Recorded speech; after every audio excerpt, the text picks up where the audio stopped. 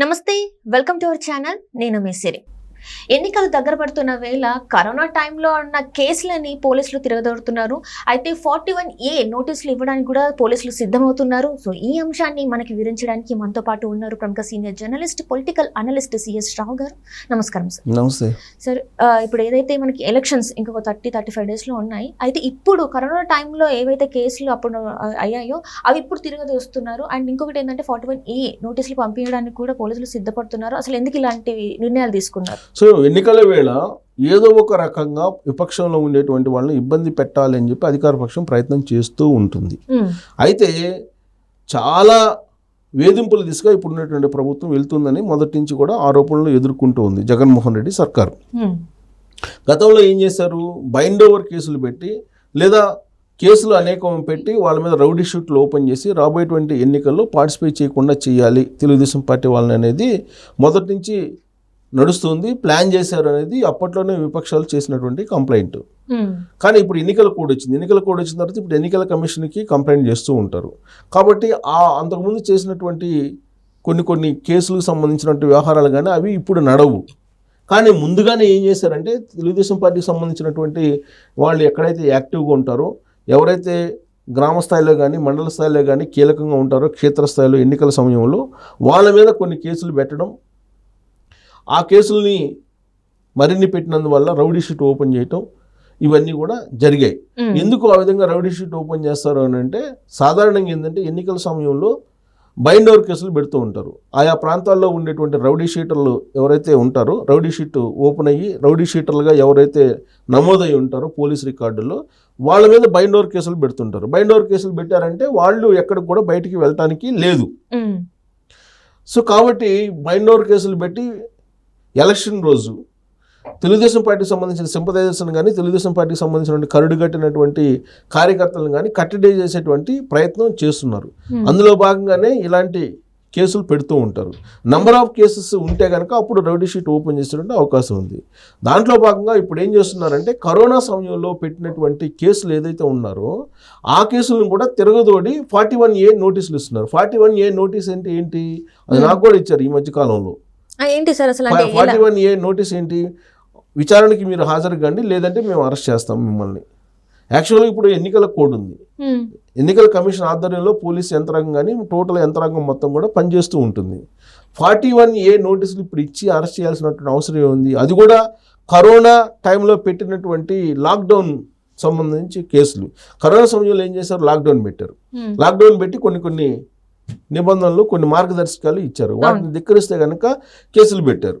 ఆ విధంగా చాలా మంది మీద అప్పట్లో కేసులు పెట్టారు. ఆ కేసులను ఇప్పుడు తిరగదోడుతున్నారు. ఆ కేసులు తిరగదోడి పలానా సెక్షన్ ప్రకారం మీ మీద కేసులు ఉన్నాయి, మిమ్మల్ని ఎందుకు అరెస్ట్ చేయకూడదు అని చెప్పి 41A నోటీసులు ఇష్యూ చేస్తున్నారు. ఇప్పుడు యాక్చువల్గా ఈ 41A నోటీసులు అనేది జగన్మోహన్ రెడ్డి ప్రభుత్వంలో డే 1 నుంచి కూడా ప్రారంభమయ్యాయి. జగన్మోహన్ రెడ్డి ప్రభుత్వం రాగానే ఇమీడియట్గా ఆయన పరిపాలన మీద పోస్టులు పెట్టినటువంటి వాళ్ళు ఎవరైతే ఉన్నారో సోషల్ మీడియాలో, వాళ్ళని 41A నోటీసులు ఇవ్వకుండానే అరెస్ట్ చేశారు. డైరెక్ట్గా ఇళ్ళకి వెళ్ళేవాళ్ళు పోలీసులు. డైరెక్ట్గా పోలీసులు ఇళ్ళకి వెళ్ళి వాళ్ళని అరెస్ట్ చేసి తీసుకొచ్చేవాళ్ళు. దాని మీద కోర్టుకు వెళ్ళారు. కోర్టుకు వెళ్ళినప్పుడు అసలు మీరు 41A నోటీస్ ఇవ్వకుండా మీరు ఏ విధంగా అరెస్ట్ చేస్తారని చెప్పి కోర్టు నిలదీసింది పోలీసు యంత్రాంగాన్ని. అంటే కనీసం 4 సంవత్సరాలు పైగా శిక్ష పడేటువంటి వాళ్ళని మాత్రమే మీరు నేరుగా అరెస్ట్ చేయొచ్చు. అంతకన్నా తక్కువ శిక్షలో ఉండేటువంటి సెక్షన్లు పెట్టినప్పుడు మీరు 41A నోటీస్ ఇచ్చి మీరు అరెస్ట్ చేయాలి అని చెప్పి చెప్పారు. కోర్టు చెప్పింది. కోర్టు చెప్పినప్పుడు ఆ కోర్టు నిబంధనలకు విరుద్ధంగా వీళ్ళు ఏం చేస్తున్నారు, 41A నోటీసు ఇష్యూ చేయకుండా పోయి అరెస్ట్ చేస్తున్నారు. దాన్ని తప్పుపడింది కోర్టు. అందుకని ఆ రోజు నుంచి ఏం చేస్తున్నారు, మీరు ఖచ్చితంగా 41A నోటీసులు ఇష్యూ చేసిన తర్వాతనే అరెస్ట్ చేయాలి, లేదంటే అరెస్ట్ చేయడానికి లేదని చెప్పి కోర్టులు చెప్పాయి. దీన్ని ధిక్కరిస్తే చర్యలు తీసుకుంటామని చెప్పి చాలా సీరియస్గా ఆంధ్రప్రదేశ్ హైకోర్టు చెప్పడం జరిగింది. అప్పటి నుంచి పోలీసులు కూడా దాన్ని అమలు చేస్తున్నారు. అరెస్ట్ చేయడానికి ముందుగా 41A నోటీసులు ఇస్తున్నారు. 41A నోటీసులు ఇచ్చి దాని మీద ఇప్పుడు మీరు హాజరు కాండి అని చెప్తున్నారు. విచారణకు హాజరు కాండి అని చెప్పి చెప్తారు. పోలీస్ స్టేషన్కి వచ్చి విచారణకు హాజరు కావాలి. ఇన్ కేసు వాళ్ళు చెప్పినటువంటి టైంకి, వాళ్ళు చెప్పినటువంటి ప్లేస్కి విచారణకు హాజరు కాకపోతే అప్పుడు నేరుగా వచ్చి అరెస్ట్ చేసి తీసుకెళ్ళిపోతున్నారు. అది జగన్ జమానాలో నడిచినటువంటి వ్యవహారం. అయితే ఇప్పుడు జగన్ జమానా పోయింది. జగన్ జమానా పోయిన తర్వాత ఇప్పుడు ఎలక్షన్ కోడ్ వచ్చింది. ఎలక్షన్ కోడ్ వచ్చినటువంటి క్రమంలో పూర్తిగా ఎలక్షన్ కమిషన్ ఆధ్వర్యంలోనే యంత్రాంగం నడుస్తుంది. అయినప్పటికీ జగన్మోహన్ రెడ్డి సంబంధించినటువంటి కొంతమంది సానుభూతి పరులైనటువంటి పోలీస్ అధికారులు, కొంతమంది ఐపీఎస్లు, ఐఏఎస్లు ఇప్పటికి కూడా వైఎస్ఆర్ కాంగ్రెస్ పార్టీకి సంబంధించినటువంటి భావజాలంతో వైఎస్ఆర్ కాంగ్రెస్ పార్టీకి ఏం కావాలో అది చేసి పెట్టడానికి వాళ్ళు వెనకాడడం లేదు. అలాంటి వాళ్ళు ఇప్పుడు కరోనా టైంలో పెట్టినటువంటి కేసులను కూడా బయటకు తోడుతున్నారు. బయటకు తోటి 41A నోటీసులు ఇచ్చేసి వాళ్ళు విచారణకు రమ్మని చెప్పి, విచారణకు రావాలని చెప్పి ఇప్పుడు నోటీసులు ఇస్తున్నారు.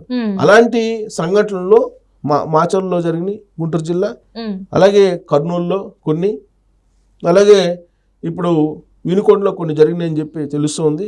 అంటే రాష్ట్ర వ్యాప్తంగా ఎక్కడైతే జగన్మోహన్ రెడ్డికి కరుడు కట్టినటువంటి పోలీసు అధికారులు ఉన్నారో, జగన్మోహన్ రెడ్డి భావజాలాన్ని, జగన్మోహన్ రెడ్డి కోసం పనిచేసేటువంటి వాళ్ళు ఎవరైతే ఉన్నారో వాళ్ళు ఈ కార్యక్రమంలో ఉన్నారు.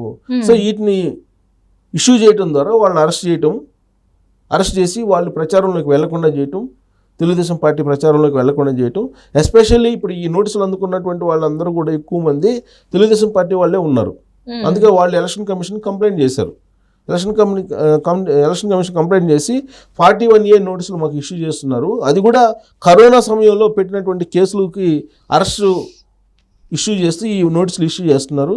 అవి లాక్డౌన్లో కొన్ని నిబంధనలు పెట్టారు, ఆ నిబంధనలు ధిక్కరించినటువంటి కేసులు ఇప్పుడు ఎందుకు పెట్టాలి, ఎలక్షన్ టైంలో కావాలని ప్రచారం చేసుకోకుండా పార్టీలో యాక్టివ్గా తిరగకుండా చేసేటువంటి ప్రయత్నము అని చెప్పేసి వాళ్ళు ఆల్రెడీ ఎలక్షన్ కమిషన్ కంప్లైంట్ చేశారు. ఎంత కంప్లైంట్ చేసినప్పటికీ గ్రాస్ రూట్ లెవెల్కి కూడా జగన్మోహన్ రెడ్డికి సంబంధించినటువంటి పోలీస్ యంత్రాంగం ప్రైవేట్ సైన్యం లాగా కొంత పనిచేస్తూ ఉంది. దానికి కారణం ఏంటంటే డబ్బు. ఏ స్థాయి వాళ్ళకి ఆ స్థాయికి చాలా మందికి, అందరికి కాదు చాలా మందికి డబ్బులు ఇచ్చేసారు, సెట్ చేసేసారు గ్రౌండ్ లెవెల్లో. ఇది సంవత్సరం క్రితం నుంచి జరిగినటువంటి ప్రక్రియ. కాబట్టి జగన్మోహన్ రెడ్డికి ఎన్నికల కమిషన్ ఎంతమందిని మార్చినా, బదిలీ చేసినా అనుకూలంగా వ్యవహరించేటువంటి అధికారులు ఉన్నారు. వాళ్ళందరినీ తీసేటువంటి పరిస్థితులు లేకుండా చేశారు. జగన్మోహన్ రెడ్డి 1 year నుంచి ఇదంతా కూడా ఏర్పాట్లు చేసుకున్నారు. దాంట్లో భాగంగానే ఇప్పుడు ఇలాంటి విచిత్రమైనటువంటి 41A నోటీసులు బయటకు వస్తున్నాయి. లేదంటే కరోనా సమయంలో లాక్డౌన్ సందర్భంగా పెట్టినటువంటి కేసులకి ఇప్పుడు ఎన్నికల సమయంలో వాటిని బయటకు తీసుకురావాల్సిన అవసరం ఏంటి? అవసరమే లేదు. అంటే వీళ్ళు ఏదో ఒక రకంగా వాళ్ళని యాక్టివ్గా ఉండేటువంటి కార్యకర్తల్ని, లేదంటే యాక్టివ్గా ఉండేటువంటి లీడర్ని కట్టడి చేయాలి, పోలీస్ స్టేషన్ల చుట్టూ తిప్పాలి, లేదా కోర్టుల చుట్టూ తిప్పాలి, లేదా వాళ్ళని బైండ్ చేసి కూర్చోబెట్టాలి. ఎలక్షన్ నాటికి, ఎలక్షన్ పోలింగ్ జరిగే రోజు వీళ్ళు స్వేచ్ఛగా ఉంటే కనుక వీళ్ళు పార్టీకి పనిచేస్తారు. ఇలాంటి ఉద్దేశంతో వాళ్ళని కట్టడి చేసే ప్రయత్నం చేస్తున్నారు అనేది గ్రౌండ్ లెవెల్లో ప్రస్తుతం కనిపిస్తున్నటువంటి ఒక పరిణామంగా కనిపిస్తూ ఉంది. సో ఇది కేవలం జగన్మోహన్ రెడ్డి సైన్యం, ప్రైవేట్ సైన్యంలాగా వ్యవహరించేటువంటి కొంతమంది అధికారులు మాత్రమే చేస్తున్నారు, అందరికి కాదు. వాళ్ళ మీద ఆల్రెడీ కంప్లైంట్ ఇచ్చారు. సో ఎలక్షన్ కమిషన్ కూడా చర్యలు తీసుకునేదానికి అవకాశం కనిపిస్తూ ఉంది. అంటే చర్యలు అంటే ఎలాంటి చర్యలు ఉంటాయి సార్? మరి అంటే ఇంతమందికి ఇట్లాంటివి నోటీసులు పంపిస్తున్నప్పుడు వాళ్ళ మీద కఠిన చర్యలు అంటే ఇప్పుడు చూస్తున్నా కొన్ని ఇట్లాంటివి ఉన్నాయో, సో అలాంటివి ఉంటాయో లేకపోతే వార్నింగ్ ఇచ్చి వదిలేస్తారంటారు? సో ఒకటేంటంటే ఇప్పుడు ఉండేటువంటి పరిస్థితుల్లో పై స్థాయిలో ఉండేటువంటి అధికారులు మాత్రమే బదిలీ చేసేటువంటి అవకాశం ఉంది. కింది స్థాయి అధికారులకు వార్నింగ్ ఇస్తారు, లేదా వార్నింగ్ కూడా వాళ్ళలో మార్పు రాకపోతే అప్పుడు వాళ్ళని కూడా బదిలీ చేస్తారు. అయితే కింది స్థాయిలో ఉండేటువంటి వాళ్ళు చాలా పెద్ద సంఖ్యలో ఉంటారు. వాళ్ళందరినీ మూకుమ్మడిగా బదిలీ చేసేటువంటి అవకాశం ఉండదు. అందరినీ బదిలీ చేస్తే లా అండ్ ఆర్డర్ కంట్రోల్ చేయాలి కదా. సో కాబట్టి కొంతమంది ఓవర్ యాక్షన్ చేసేటువంటి వాళ్ళని ఎవరైతే ఉన్నారో వాళ్ళని ఐడెంటిఫై చేసి వాళ్ళని బదిలీ చేసేటువంటి అవకాశాలు లేకపోలేదు.